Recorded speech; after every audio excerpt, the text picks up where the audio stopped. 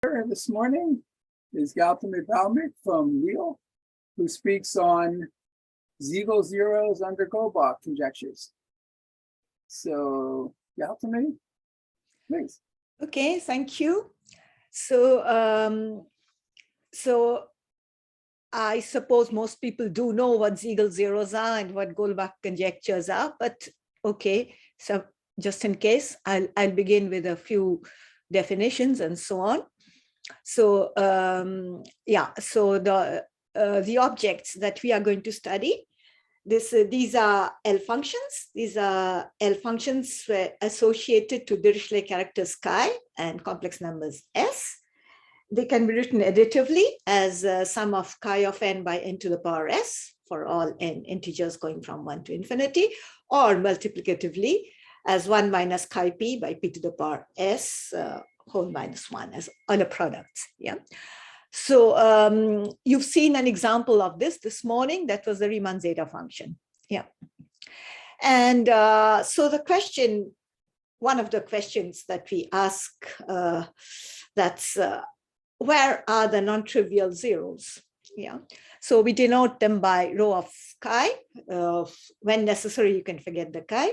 When not necessary. And it has a real and an imaginary part. And we know that this is between that is in the strip between 0 and 1. The real S is between 0 and 1. And then you saw the Riemann hypothesis this morning. The generalized Riemann hypothesis says that the real parts of the L functions, not the real part, not of the real L functions, the real parts of the non-trivial zeros of the L functions should be exactly half. As far as we know, this is still a hypothesis. So we do know a few things. We know that these real zeros are those that are close to the line real S equal to 1 are not that many. They are pretty rare. And in fact, we are going to talk about some of these zeros, and these are called the Landau-Siegel zero, or sometimes an exceptional zero. This would be a potential counterexample to the GRH, because if you can find one, that means that the GRH is not true. If you cannot find one, you do not prove that the GRH is true, but it comforts you. As far as we know, either way, the question is still open. What we do know for a long time is that these, if a zero, what is called a Landau-Siegel zero, which I didn't define precisely, that is, there is a classical theorem of Landau-Page which says that if such a zero exists, it is real, it is simple, it is unique, and the corresponding exceptional character, the exceptional character is the chi that corresponds to this zero. It is primitive and quadratic. So, so what do we know, and what can we say about what is not known? So we know that there is a property of repulsion. That is, if you have an exceptional zero, then all other zeros will be pushed away from the real axis. Yeah, this is called the Darring-Heilbronn phenomena. It comes from the 30s and probably done separately by Darring and Heilbronn. I'm not very sure. It can be quantitatively stated as I'll state the fashion not that was done by Darring and Heilbronn, but by Linnick in some years later, 1944, which says that if there is an exceptional zero beta, and if the distance between beta and 1 is epsilon by log q, q is the q that we had before, the L function of modulus q, and epsilon is small, then all other zeros, which we denote by sigma plus it of L functions of the same modulus q, will follow this relation, that is 1 minus sigma, the distance of the real part from 1, will be larger than some positive constant C, and another term here, which you can see. Yeah. So this is the way I'm stating it for the version of Linux. And there is an improvement. There are the improvements, and there is an improvement of Bombieri, which we will see later in the talk. So now about as far as the bounds are concerned. So this is the very, very famous theorem of Siegel of 1935, which says that if I have an exceptional 0 beta, which is associated to chi of conductor Q, then for any epsilon, there is a constant that you can find, C of epsilon, such that 1 minus beta will be larger than C epsilon by Q to the power epsilon. Yeah. So yeah, this theorem looks quite good. Yeah, it is a good theorem. There is just a problem that this C of epsilon that you see here, this is ineffective. It is ineffective means that for all epsilon less than half, which means that you can try very hard, you will not be able to calculate this C of epsilon. It's not because you haven't tried. Yeah, it is ineffective. And then that's a problem. That's a problem for a lot of things. So one of the questions, a lot of other problems in the area. So one of the things that people think of doing is, can they improve the theorem of Siegel? Can they find better bounds? And if not, what else can they do? So one of the things that is done quite often is to relate these zeros to L1 chi, yeah, because the zeros of LS chi, and the values at S equal to 1, these are closely related. And I'll give you an example. There are many other examples, but I'll give you one which is relatively recent. This is a result of Friedlander and Ivanich. There's an N, an extra N, and I haven't done fancy things like taking a copy on my iPad, and so I cannot correct it. There is no N here. Okay, so this is a result of 2018, and it says quantitatively that if 1 minus beta is small, then L1 chi is small. Yeah, there are other results of this kind. So instead of sometimes instead of looking at the Landau-Siegel zeros, one might look at L1 chi. So, however, the good or effective lower bounds of L1 chi are difficult to obtain. Yeah. What is somewhat easier is conditional bounds. In this area, there are a lot of conditional results. Yeah. So one of the oldest results in this area is that of Littlewood, 1928. And this says that if the GRH is assumed to be true, then L1 chi is bounded between log Q and 1 by log Q. This is a very good result because it is optimal, and the constants that are involved here are effective. Yeah, so that's a good bound. And yeah, so this is one kind of result that is possible. This is under the GRH. Then one tries to see if you can weaken these conditions somewhat and get any other kinds of results. So here are some examples.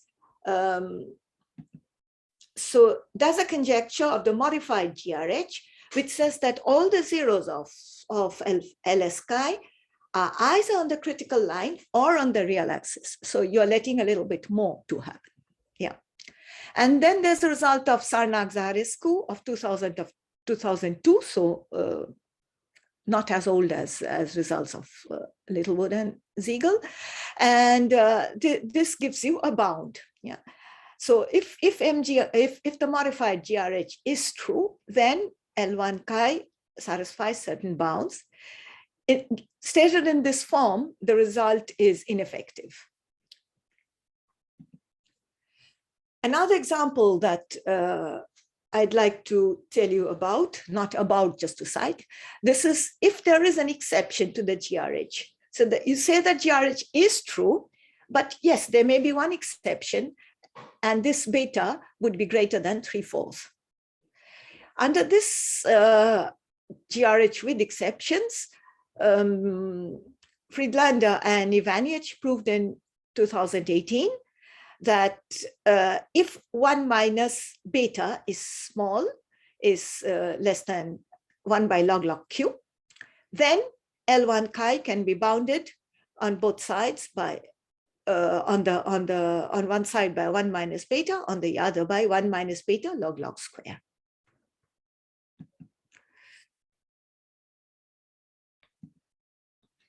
Now, I want to mention another conjecture. So here's the problem, one of the oldest problems, open problems. This is the Goldbach problem. So G of n is the function which counts the number of representations of n, an even integer, as the sum of 2 primes. And it is conjectured that this will be always greater than or equal to 1. Now, this is, of course, an open problem and likely to remain so for some time. So again, another conjecture, this is of Hardy and Littlewood.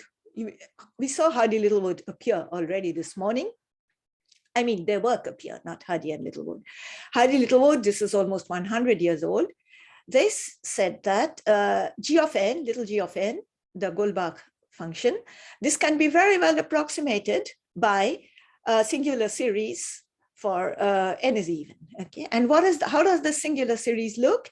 It is it looks like that. N by phi of n, phi is the Euler phi function. And then there's a positive product here. Yeah. And this part that you see here, this is linked to the twin prime constant C2, which is known to people who work in the area. This 1 minus 1 by p minus 1 square. Yeah. So now, so what? So there's this conjecture of Hardy Littlewood, and then you can ask the question that if you assume this conjecture, can you say anything? Or if you assume the Goldbach, can you say anything about the zeros of the Riemann of the L functions? So so there is a conjecture by Granville, 2007, and he said that the GRH is equivalent to an asymptotic, not the Goldbach formulation, an asymptotic average Goldbach formulation for primes in arithmetic progression. As far as I think, this conjecture is still a conjecture. There are some partial results, and one of the results is for the Riemann zeta function. So the Riemann, instead of L functions, if we take the prototype, the Riemann zeta function, then the Riemann hypothesis is actually equivalent, and we proved this, to an asymptotic average Goldbach formulation, and then of course it's not in arithmetic progression. So if you can get, if you assume the Goldbach conjecture, then you get a certain if you assume the Riemann hypothesis, then you get a certain asymptotic formulation, and if a certain asymptotic formulation is correct, then the Riemann hypothesis is true. But in the general case, this hasn't yet been proved. However, something is known, not with the Hardy-Littlewood conjecture, but with the weaker form of it. The weaker Hardy-Littlewood conjecture, I think it was formulated for the first time by Phi. It says that there is a positive constant delta such that little g of n, this is the Goldbach generating function that I just showed you. This is greater than or equal to delta n by log square n for every even integer greater than 2. And Phi proved that if this conjecture is true, the weak Hardy-Littlewood conjecture, this is weaker than Hardy-Littlewood, but still very much a conjecture. And if there is an exceptional 0 beta for chi, we assume that the modulus in question is a prime congruent to 3 modulo 4. Then there exists a constant 1 minus beta, which is greater than, then there is a constant c such that the distance between 1 and beta is at least c by log square q. So this is Phi's theorem of 2016. And to obtain a lower bound, Phi uses the conjecture. To obtain the upper bound, he does not need a conjecture. He uses the prime number theorem in arithmetic progressions. So we tried to see if we can do any better. And we tried to, for example, include other things other than primes modulo 3 mod 4. And we proved, and this result is included in the last CANT proceedings. So there is a continuity in things. So we proved that. This is my co-author, Karin Halipzog. So if the weak Hardy-Littlewood conjecture is true, if Q is sufficiently large, this is not a big problem. Q can be made to be sufficiently large. Chi is a primitive character. And we have this condition, chi of -1 is equal to -1. And if there is an exceptional 0 beta, then there is an effective constant such that the distance between beta and 1 is greater than or equal to this constant divided by log square q. So notice that what we have done is we have taken more than q congruent to 3 mod 4. We have this is for all primes p, and for some composite moduli as well, which I won't talk about. Okay. In fact, we can do this with something that is a little bit weaker than the WHL conjecture. But again, I won't talk about that. So how is the proof done? It is done using a simplified circle method in which there is only one modulus. So the lower bound is calculated in this way. So you take an exponential part here, call it S1, and we show that this is greater than delta x squared by something. Okay. So, and then you take this, the primes p and write them as p1 plus p2, and then use the conjecture of the weak Hardy-Littlewood conjecture. Then work on the explicit expressions. So the S1 in question, write it in 2 parts. The S where there is a prime dividing Q, and there S where this prime does not divide Q. In this part, use the prime number theorem on arithmetic progressions. Once you have done all that, split S, this is the S, for k equal to q and for k less than equal to q, q is the modulus. Yeah. So once you've done all that, to do some calculations, what you get is the term here for k equal to q, which is x squared by log square x, a second term with chi -1, and then an error term. I'm not writing that. So this chi -1, therefore, it is on this that we have needed, we needed at that time an assumption that chi -1 equal to -1. And then we compared the two sides. So we get an error term here, and we compare these two. So calculate in 2 different ways, and then compare them, and then choose your x, which can be chosen appropriately with respect to the q. Finally, you choose the q with respect to delta. And all the constants that we get here are effective. So talks cannot, talks that we give, even if they're online, sometimes they can give ideas. So once I had talked about this, this is not a very old result, so it's not very long ago. And there was Surya Jaya in the audience. And when I had asked the question about whether we could remove this chi-1 equal to -1, she thought it was a nice question, and she worked with Goldstone, and they removed this condition. Yeah. I don't know where this talk was. It was probably at a Balu conference or something like that. And so Goldstone and Surya Jaya, soon after that, I didn't write out the whole thing, but they assumed the same condition, it's a conditional result. And they say the word condition here is,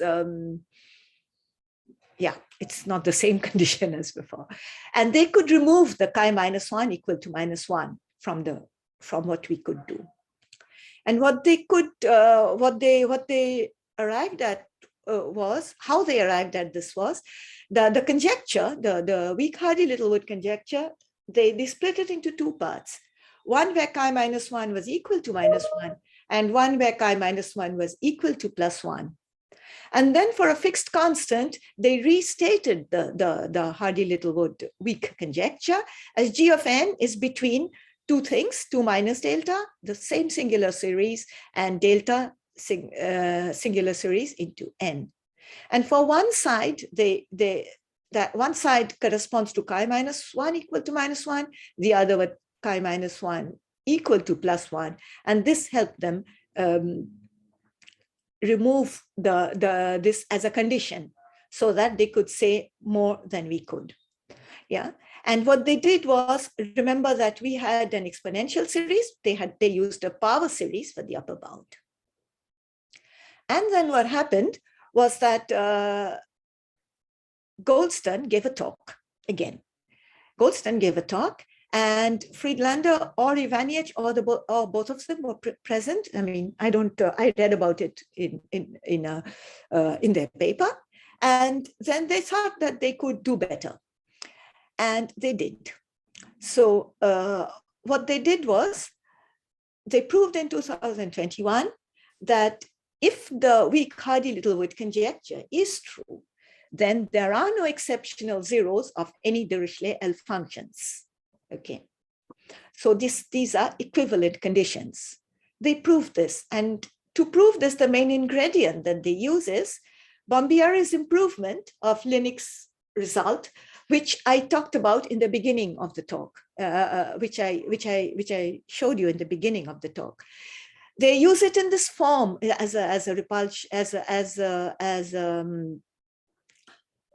result of on n, where n is the number of zeros of L functions counted with the multiplicity. Alpha is between half and 1, and t is and q goes up to t. Yeah, and this result is Bombieri's in 1976, and this is what helped them get this nice equivalence. Actually, in this paper that I told you about,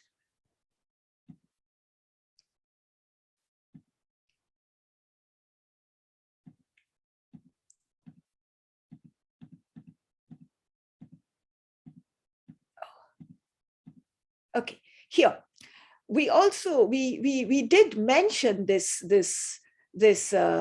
result of Bombieri's. Yeah, it's as an improvement of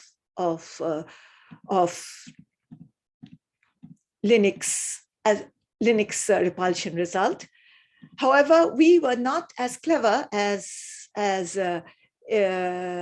Friedlander and Ivanich, and we did not think of using it. We only thought of mentioning it. They were and they are cleverer, and they could actually remove the conditions that we had and prove an equivalence. Yeah, so so I think that's what I'm supposed. This is my time limit, I suppose. So what can be done? We can weaken the conjectures. We can extend to some other zeros, because the Landau-Siegel zeros are not the only possible counterexamples. So there are a lot of things to be done. and a lot of people to do them. So thank you for listening. Thank you very much, Gautami.